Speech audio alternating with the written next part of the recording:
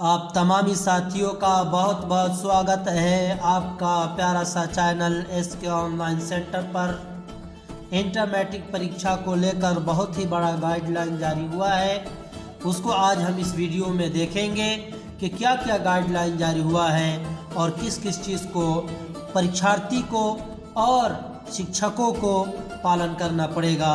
आप इस वीडियो को आखिर तक देखें। अगर आप इस चैनल पर नए हैं तो इंटर और मैट्रिक का सबसे पहला खबर पाने के लिए आप इस चैनल को सब्सक्राइब करें, लाइक करें, शेयर करें और इस बात का भी ऐलान करते चलें कि इस चैनल पर इंटर और मैट्रिक का अच्छी से अच्छी तैयारी उर्दू का कराया जाता है, इसलिए इस चैनल को सब्सक्राइब ज़रूर करें।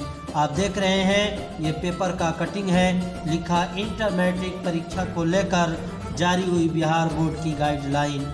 आज शिक्षा प्रतिनिधि पटना राज्य में इंटरमीडिएट एवं मैट्रिक परीक्षा को लेकर बिहार विद्यालय परीक्षा समिति ने परीक्षा केंद्रों को गाइडलाइन जारी की है। ये गाइडलाइन कोरोना से बचाव के लिए जारी हुई है। इसके मुताबिक दोनों परीक्षा में परीक्षार्थियों से लेकर केंद्र अधीक्षकों तक की जारी गाइडलाइन का पालन अनिवार्य रूप से करना होगा। परीक्षा में बैठने वाले परीक्षार्थी के बीच शारीरिक दूरी बनाए रखने के लिए हर बेंच पर अधिकतम 2 परीक्षार्थी ही बैठेंगे। यानी बताया जा रहा है कि जो परीक्षार्थी एग्ज़ाम दे रहे हैं या जो भी परीक्षा निरीक्षक हैं या उन लोगों को दूरी बना कर रखना है, सामाजिक दूरी बना के रखना है और इन सब गाइडलाइन को बहुत ही ज़रूरी है पालन करना। अगर पहले बेंच के दोनों छोर पर एक एक परीक्षार्थी बैठेंगे तो उसके ठीक पीछे वाले बेंच बीच में एक ही परीक्षार्थी बैठेंगे। इस क्रम से हर परीक्षार्थी कक्षा में परीक्षार्थियों के बैठने की व्यवस्था होगी।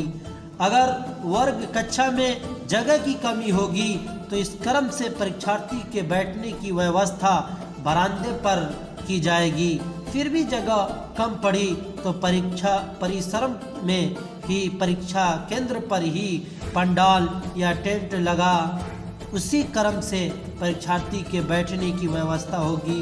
प्रत्येक परीक्षा केंद्र जितने परीक्षार्थी बैठेंगे उनकी कुल संख्या का 5% मार्क्स रखना केंद्र अधीक्षक के लिए अनिवार्य होगा। अगर परीक्षा में जगह नहीं मिलती है बैठने के लिए तो आपको बरामदा में बैठना पड़ेगा और इससे भी नहीं होता है तो फिर उसी परीक्षा केंद्र पर ही पंडाल गिराया जाएगा। जैसे कि आप एक पेपर का कटिंग देख रहे हैं जिसमें लिखा है कक्षा में जगह नहीं तो बरामदे और पंडाल में बैठेंगे परीक्षार्थी। इसलिए इस सब गाइडलाइन को जानना बहुत ज़रूरी है और आप अच्छे से अच्छी तैयारी करके जाएं ताकि जहां कहीं भी बैठा दिया जाए आप अच्छे से एग्ज़ाम दे लें। आइए एक और ख़बर से हम आपको आगाह करते हैं ये भी पेपर का कठिन है। इसमें लिखा है खांसी या बुखार हुआ तो अलग बैठने की व्यवस्था। इंटर एवं मैट्रिक के परीक्षा केंद्रों पर सर्दी खांसी या बुखार से पीड़ित परीक्षार्थी को बैठने के लिए अलग से व्यवस्था की जाएगी। बीमार परीक्षार्थियों को बैठने के लिए विशेष हॉल में व्यवस्था की जा सकती है ताकि अन्य परीक्षार्थी संक्रमण से प्रभावित न हो। इस संबंध में बिहार विद्यालय परीक्षा समिति के सचिव ने सभी जिला शिक्षा अधिकारी को निर्देश दिया। परीक्षा केंद्र पर कोरोना गाइडलाइन का सख्ती से पालन किया जाएगा। परीक्षा के लिए बोर्ड ने मार्गदर्शक जारी कर दिया है।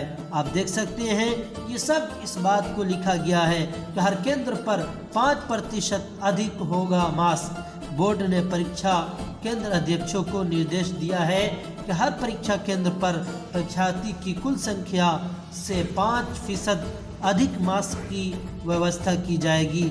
अगर कोई छात्र मास्क पहनकर नहीं आता है तो उसे स्कूल की ओर से मुहैया कराया जाएगा।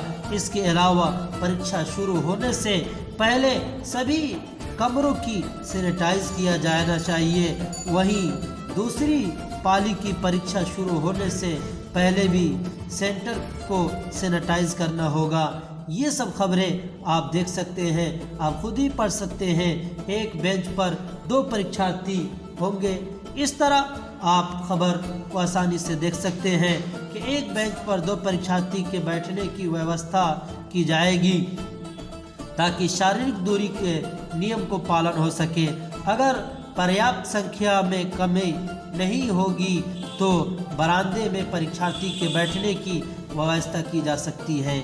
यानी अगर जगह की कमी पड़ी तो बच्चे को बरामदे में भी और उसके फील्ड में भी टेंट लगाकर एग्ज़ाम लिया जा सकता है। ये गाइडलाइन है, आपको इस गाइडलाइन का पालन करना पड़ेगा और बस सख्ती से पालन करना पड़ेगा। अगर आप इस चैनल पर नए हैं तो इस चैनल को सब्सक्राइब करें, लाइक करें, शेयर करें और दूसरे तक भेजें ताकि हर साथी इस खबर से आगाह हो सके। फिर मैं मिलते हैं आपको अगले वीडियो के साथ।